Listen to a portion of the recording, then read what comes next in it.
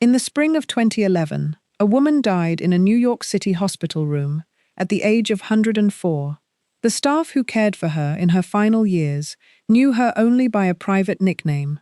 Almost none of them knew who she really was. When the news broke, reporters discovered something that made the story impossible to ignore. This woman, frail, silent, rarely seen, owned an entire 12th and 13th floor apartment on Fifth Avenue. She owned a sprawling oceanfront estate in Santa Barbara, California, fully staffed, fully maintained, sitting empty. She owned a country estate in Connecticut. Combined, her real estate and possessions were worth more than $300 million, and she hadn't set foot in any of it for over 20 years. She had chosen, instead, to live in a hospital, not because she was too sick to leave. For most of that time, doctors said, she didn't need to be there at all. She simply refused to go home. She paid the hospital roughly $400,000 a year to let her stay in a small room under an assumed name, while an empty mansion 3,000 miles away had its lawns mowed and its swimming pool cleaned for a woman who would never see it again. Her name was Huguette Clark, and by the end of this video, you'll understand exactly why one of the richest women in America spent the last 2 decades of her life in hiding, and what her death set off among the family she'd spent most of her adult life avoiding. To understand what was actually at risk in this story, you have to understand what Huguette Clark was protecting. This wasn't new money. It wasn't fame she'd stumbled into. Huguette Clark was among the last living connections to one of the greatest fortunes of America's Gilded Age, a fortune built by her father, a man who had once been spoken of in the same breath as Rockefeller. She had grown up inside that fortune as a child, in a house so large that most people who walked past it on Fifth Avenue assumed it was a museum or a hotel, not a private home. But fortune, in this family, had always come paired with something else: scrutiny, greed, and a public appetite for scandal that had followed her father for most of his life. Huguette watched, as a young girl, what happened to a Clark who lived loudly. She grew into a woman who did the opposite. She didn't give interviews. She didn't sit for photographs after a certain point in her life. The last confirmed public photo of her was taken in 1928, when she was 22 years old. She spoke French in private, specifically so that people around her couldn't easily follow her conversations. What was at stake, in other words, wasn't just money.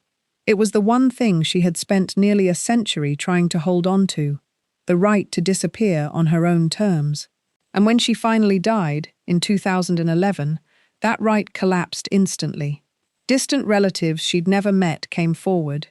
Investigators opened her private affairs to public court records. The story she had spent her whole life trying not to tell became one of the most widely reported inheritance battles in American history. To understand how she got there, you have to start decades earlier, with a copper mine, a scandal in the United States Senate, and a girl born into more money than she would ever know what to do with. The man who built the fortune. Huguette Marcel Clark was born on June 9, 1906, in Paris, France. Her father was William Andrews Clark, a name that means little to most people today, but in his own time, he was spoken of as one of the richest men on earth. Clark's story was almost a caricature of the American dream. He was born in 1839 into a poor farming family in Pennsylvania. As a young man, he headed west, first working as a prospector chasing gold, then as a banker in the Montana Territory. What made him one of the wealthiest men in the country wasn't gold, though. It was copper. Clark discovered vast copper deposits in Butte, Montana, at the exact moment America's rapidly electrifying cities needed copper wiring by the ton. He built mines, then banks, then railroads to move his ore, including a transcontinental line that connected to a sleepy stretch of desert land in Nevada. Clark auctioned off the lots that became that town's downtown. The town was called Las Vegas. Clark County, Nevada, home to Las Vegas today, is named after him. By the time he died in 1925, William Clark's estate was estimated at roughly $150 million. a figure that would translate to something in the neighborhood of $3 billion in today's money. But Clark's rise wasn't clean. In 1899, he purchased his way into the United States Senate, literally. He was accused of bribing members of the Montana state legislature, which at the time still selected U.S. senators, to secure his seat. The scandal was significant enough that Clark resigned before he could be expelled. And then, astonishingly, he ran again, and won a full term anyway. Mark Twain, writing about Clark at the time, called him one of the most corrupt figures in American public life. It's one of the reasons the country eventually changed its laws so that senators would be elected directly by voters rather than state legislatures. This was the world Huguette Clark was born into. Vast, glittering wealth, built by a man both admired and reviled, a man who had learned that money could buy almost anything except a clean reputation. It's worth understanding just how far Clark's ambition stretched, because it explains so much about the pressure Huguette would spend her life quietly stepping away from. Clark didn't just mine copper. He built entire company towns around his mining operations in Montana and Arizona. He built banks to finance his own ventures. He built a railroad specifically so he wouldn't have to depend on his business rivals to move his own ore to market. By the time he turned to politics, he had already proven, over and over, that he refused to depend on anyone else's terms. Buying his way into a Senate seat, in that light, wasn't really a departure from who he was. It was the same instinct applied to Washington instead of Montana. He wanted control, completely, and he generally got it. That same instinct, the desire for total control over one's own circumstances, at almost any cost, would resurface in his daughter decades later, just aimed in the opposite direction. Where her father used his fortune to dominate rooms, boardrooms, and eventually the United States Senate, Huguette would eventually use hers to disappear from all of them entirely. A second family, late in life. Clark's personal life added another layer of scandal.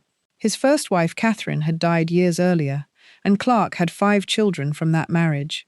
Then, in his 60s, Clark remarried to a much younger woman named Anna LaChapelle, the daughter of French-Canadian immigrants from Michigan. Contemporary newspapers at the time reported that Anna had actually been Clark's ward, that after her own father's death, Clark had stepped in to financially support the family and made the girl his ward, in the language of the era, years before he eventually married her. Clark was 67 years old when Huguette, his second daughter with Anna, was born. Huguette had an older sister, Andre, born in 1902. The two girls grew up together in the largest private house ever built in New York City, a 121-room mansion at 962 Fifth Avenue, featuring 31 bathrooms, a private theater, an indoor swimming pool, a massive pipe organ, and 4 separate art galleries displaying works by Rembrandt, Degas. It's worth sitting with that detail for a moment. A 4-gallery private art collection inside a private home for a family of 4 people. This is what wealth meant at the absolute peak of America's Gilded Age, and Huguette Clark spent her entire childhood inside it. The Titanic detail almost no one knows. Here's a detail that even people who know Huguette Clark's story sometimes miss.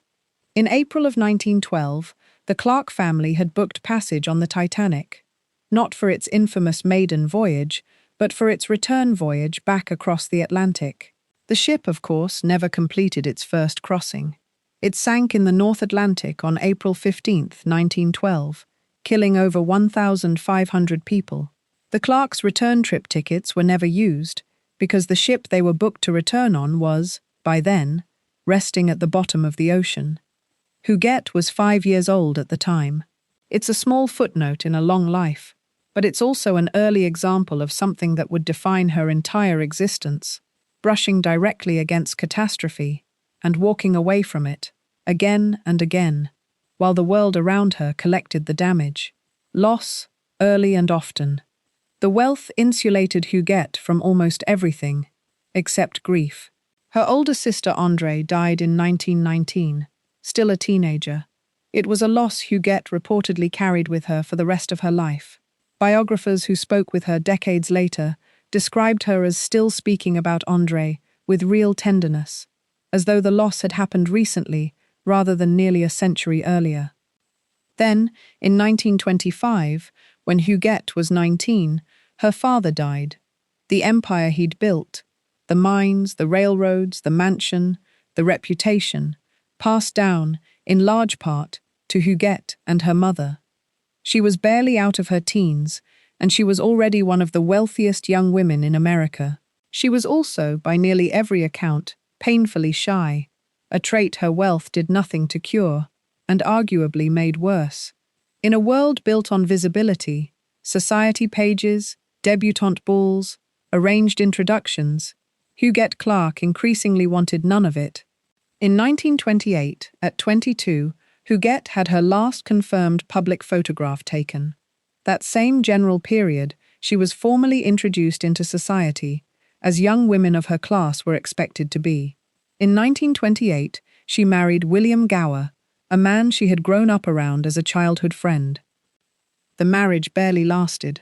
By 1930, Huguette and Gower had separated, and the marriage was annulled, with some reports suggesting it may never have been consummated at all. Huguette never spoke about it publicly. She never remarried. She moved back to a large apartment on Fifth Avenue, eventually expanding it to occupy 2 full floors, and she began building the life she would actually live, one almost entirely of her own construction, walled off from the society she'd been born into. The man she never married. There is one more relationship worth pausing on, because biographers who spent years researching Huguette's life consider it central to understanding her, even though, characteristically, she almost never discussed it publicly.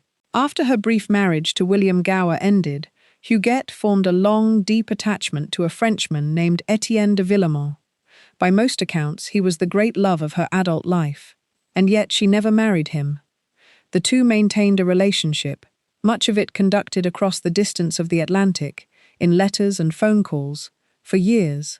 Villemont eventually married someone else, and started a family of his own.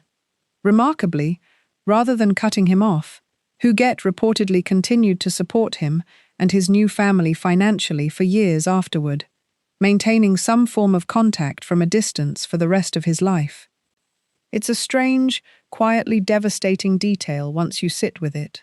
A woman who could have had almost anything, choosing instead to hold on to a version of love that never fully resolved, present enough to matter, distant enough to control. It's the same pattern that would come to define nearly everything else about her life. Connection, but only ever on her own terms, at a distance she chose. What did Huguette Clark actually do with her decades of freedom and her enormous fortune? This is where her story stops being a tragedy of loss and starts becoming something much stranger and, in its own way, much sadder. She painted, seriously and consistently, for most of her life. She owned a genuine Stradivarius violin. She maintained Bellosguardo, her family's oceanfront estate above Santa Barbara, as though she might return any day, employing a full-time staff to keep the gardens manicured and the pool crystal clean. She never went back after the 1950s, not once. For over 60 years, an entire, fully staffed estate sat waiting for a woman who had already decided, quietly, that she wasn't coming back. And she collected dolls, not casually, obsessively, meticulously, spending enormous sums on rare antique dolls and elaborate custom dollhouses, some built to scale, some designed to replicate specific Japanese castles down to architectural detail. She commissioned skilled artisans to build these pieces exactly to her specifications, corresponding with them for months at a time over the smallest details, the placement of a roof tile, the correct fabric for a miniature kimono. To the people who eventually investigated her estate after her death, this became one of the strangest and most poignant details of her life. A woman worth hundreds of millions of dollars, alone in an apartment, surrounded by miniature worlds she had built herself, worlds she could control completely, in a way her own life had never quite allowed. Guardo tells a similar story. The estate had been in the Clark family since the 1920s, a sprawling oceanfront property in Santa Barbara with sweeping views of the Pacific. Huguette had spent meaningful time there as a younger woman, but sometime after the 1950s, she simply stopped going and never explained why, at least not in any way that survives in the public record. What she did instead was almost more unsettling than simply selling the place or letting it fall into disrepair. She kept it running, full staff, regular maintenance, the gardens trimmed, the pool filtered, the interior preserved, year after year, for a woman who was never going to walk through the front door again. When investigators and journalists finally gained access decades later, they found a home essentially frozen in the mid-20th century, immaculate, fully furnished, and utterly unlived in. She gave away extraordinary amounts of money, too, to friends, to former employees, to artists she admired, to virtual strangers who caught her attention. Biographers later estimated she supported as many as 100 different families over the course of her lifetime, including the family of a French illustrator whose fairy tale books she'd loved as a child, and the ex-husband from her brief 1928 marriage, whom she reportedly continued to support financially decades after their annulment, along with his new family. She was, by every account, generous almost to a fault. She simply didn't want anything from any of it in return. Not gratitude, not attention, not company, just distance. By the late 1980s, Huguette Clark was in her early 80s, still living quietly in her Fifth Avenue apartment, still almost entirely unknown to the public despite her name being attached to one of the great fortunes in American history. And then something happened that would define the rest of her life, and that almost no one saw coming, because almost no one was watching closely enough to notice. She went into the hospital for a medical issue, a relatively routine one by most accounts. She never came out, not because she couldn't. Doctors who treated her in later years would eventually testify that for much of her hospital stay, there was no medical reason she needed to remain admitted. She simply chose to stay, first at Doctors Hospital, then later at Beth Israel Medical Center, checking in under assumed names to avoid being tracked down and paying enormous sums out of pocket to maintain a private room for years, then over a decade, then over 2 decades. Meanwhile, 3,000 miles away, Gardo's lawns kept getting mowed. Her Fifth Avenue apartment sat untouched, exactly as she'd left it. And almost no one, not neighbors, not most of her extended family, not the wider public, had any idea that one of the last living heirs to a Gilded Age fortune was quietly disappearing into a hospital room in Manhattan, by choice, for reasons she never fully explained to anyone outside her closest circle. The world outside might never have learned any of this at all, if not for a chance discovery years later. In 2009, an investigative journalist named Bill Dedman happened to notice an unusual real estate listing, a spectacular, fully staffed Connecticut estate, for sale, that appeared never to have actually been lived in. Curious, he started pulling the thread. That single listing led him to Huguette Clark, then still alive, and still almost completely unknown to the public, and eventually to a series of reports that became one of the most read features in the history of NBC News's website. Dedman's reporting is what finally pulled Huguette Clark's hidden decades into the light, and it's the reporting nearly everything about her final years is built on today. For roughly the last 20 years of her life, Huguette Clark's entire world was a hospital room. She kept her television on for company. She spoke to a small handful of people by phone, mostly in French. Chief among them was her nurse, a woman named Hadassah Perry, who cared for her for 2 decades and became, by many accounts, the closest thing to family Huguette had left in her final years. That relationship would later become one of the most explosive threads in the entire story. Over the course of Huguette's hospital years, Hadassah Perry received gifts from her, reportedly totaling more than $30 million. Cash, jewelry, real estate, A stunning sum for a private nurse, and one that would eventually draw the sharp attention of investigators, lawyers, and the media once Huguette's death became public. Was it manipulation of a lonely, elderly woman? Or was it simple generosity from someone who had spent her whole life giving away money to the people who actually showed up for her, while pushing away the family who mostly hadn't? The two sides of Huguette Clark's eventual legal battle would spend years arguing over exactly that question, and never fully agree on the answer. As Huguette aged further into her 90s and past 100, the small circle of people around her, her nurse, her attorney, her accountant, took on more and more control over her daily affairs and her enormous fortune. In 2005, according to court filings that later became public, Huguette signed a will. Then, just 6 weeks later, she signed a second will that significantly changed how her estate would be distributed, one that appeared to favor the same small inner circle who had grown close to her in her hospital years, while largely excluding her distant blood relatives. Two wills, 6 weeks apart, from a woman then in her late 90s, under the ongoing influence of the very people who stood to benefit from the changes. It's exactly the kind of detail that turns a quiet inheritance into a courtroom battle. And it did. The scrutiny didn't wait for Huguette to die either. In her final years, reporting on her situation was thorough enough that the Manhattan District Attorney's Office opened its own investigation into whether she had been the victim of elder financial exploitation, examining whether the people closest to her had taken advantage of her age, her isolation, and her almost total dependence on them for contact with the outside world. New York State's Attorney General also examined the handling of her charitable giving and financial affairs. Neither investigation produced criminal charges before her death, but both ensured that by the time Huguette Clark actually passed away in 2011, the legal and financial machinery scrutinizing her final decades was already in motion. Here's where the story widens out from one woman's isolation into something much larger and messier. Because while Huguette Clark had spent decades avoiding almost everyone, she was not, technically, without family. Her father's first marriage had produced 5 other children decades before Huguette was even born. And by the time Huguette died in 2011, at 104 years old, those half-siblings' descendants numbered in the dozens.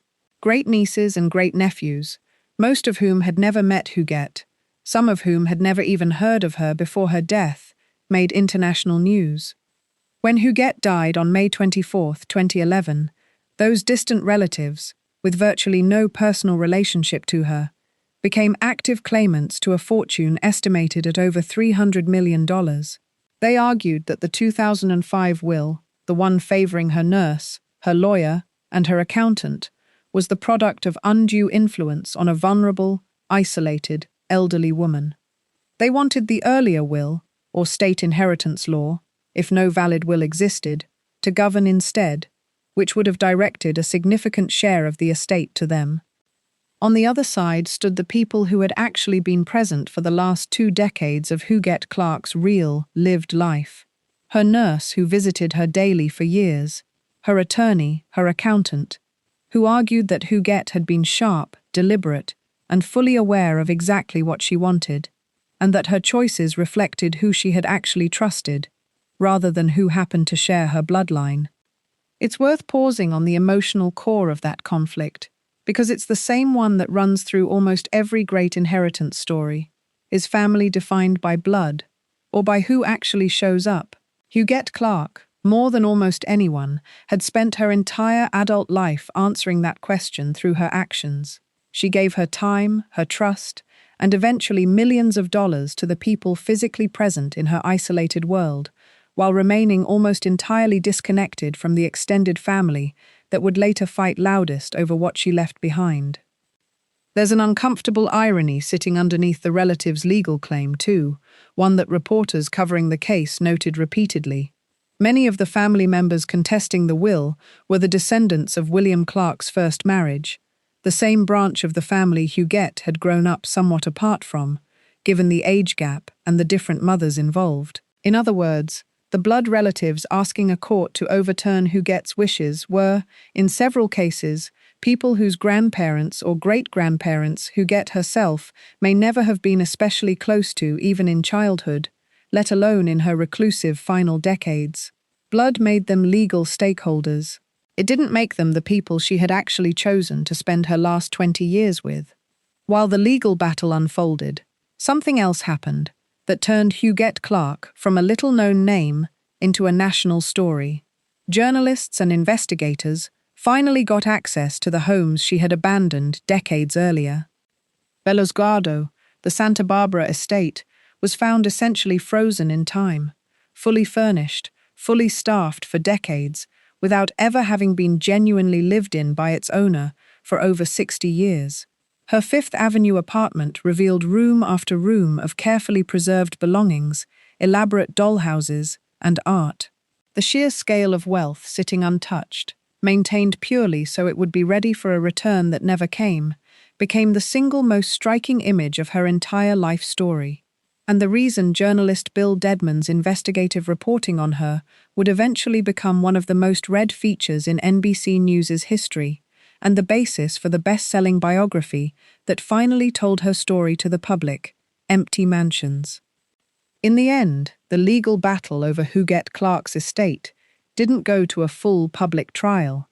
A trial had actually been scheduled, and jury selection was underway in a Manhattan courtroom when both sides reached a settlement, instead, in September 2013, 2 years after her death. Nearly 20 distant relatives, most of whom had never had any real relationship with Huguette during her lifetime, split roughly $34.5 million between them.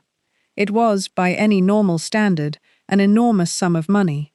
Measured against the scale of the estate they were fighting over, though, it represented only a fraction of what Huguette Clark had actually been worth.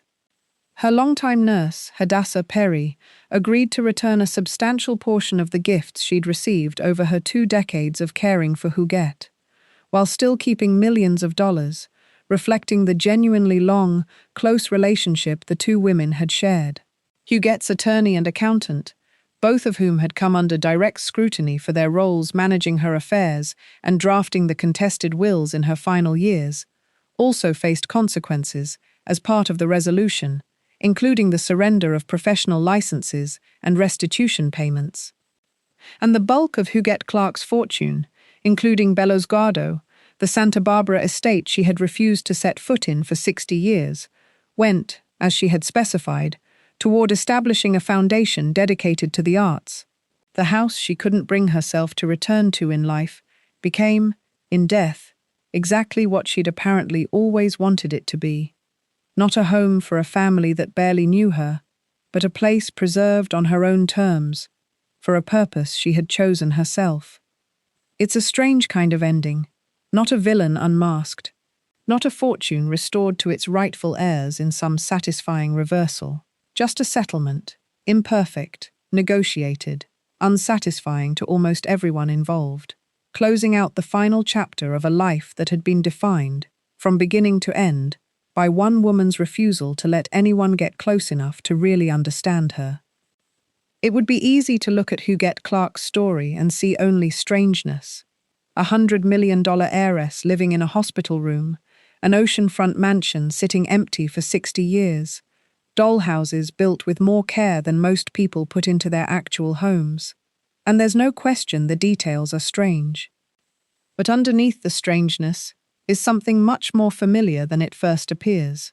Huguette Clark was a woman who watched wealth destroy her father's reputation, watched her sister die young, watched a marriage collapse within 2 years, and decided, quietly, deliberately, decade after decade, that the safest place in the world was the smallest one she could control completely. A hospital room, a dollhouse, a conversation in a language most people around her couldn't follow. She had more money than she could spend in 100 lifetimes, and she used almost none of it for herself. She used it instead to build walls, around her privacy, around the people she trusted, around a version of safety that looked, to everyone on the outside, like a tragedy. Maybe it was. Or maybe, for Huguette Clark, A hospital room she chose was simply safer than a mansion she couldn't stop associating with everything she'd already lost. There's also something worth noting about what she ultimately did with the fortune she never really let anyone else touch. Bellosguardo, the estate she avoided for 60 years but never once considered selling, is now the Bellosguardo Foundation, preserved permanently as a resource for the arts, exactly as she specified in the will her own relatives spent years trying to overturn. In a strange way, it's the one part of her story that ended up looking almost nothing like a tragedy. The house that sat empty for 6 decades finally has a purpose again, not as a home for a family that barely knew her, but as something closer to what Huguette herself actually valued throughout her life: art, privacy, and a legacy built entirely on her own terms. Either way, she got what she spent nearly a century fighting for. She died on her own terms, in a room of her choosing, having given away tens of millions of dollars to the handful of people who actually showed up, and having kept the rest of the world, including most of her own family, at exactly the distance she wanted. It raises a question worth sitting with long after the video ends. We tend to assume that more money means more freedom, more choices, more comfort, more control over how a life unfolds. Huguette Clark had more money than almost anyone alive during her lifetime, and what she chose to do with the freedom it bought her was retreat into the smallest, quietest, most tightly controlled corner of the world she could find. Maybe that's the real lesson underneath a story like this one. Freedom isn't always about how much room you have to move. Sometimes it's about how much say you have in choosing the walls. That's the story of Huguette Clark, the heiress who had absolutely everything, and chose, again and again, to disappear.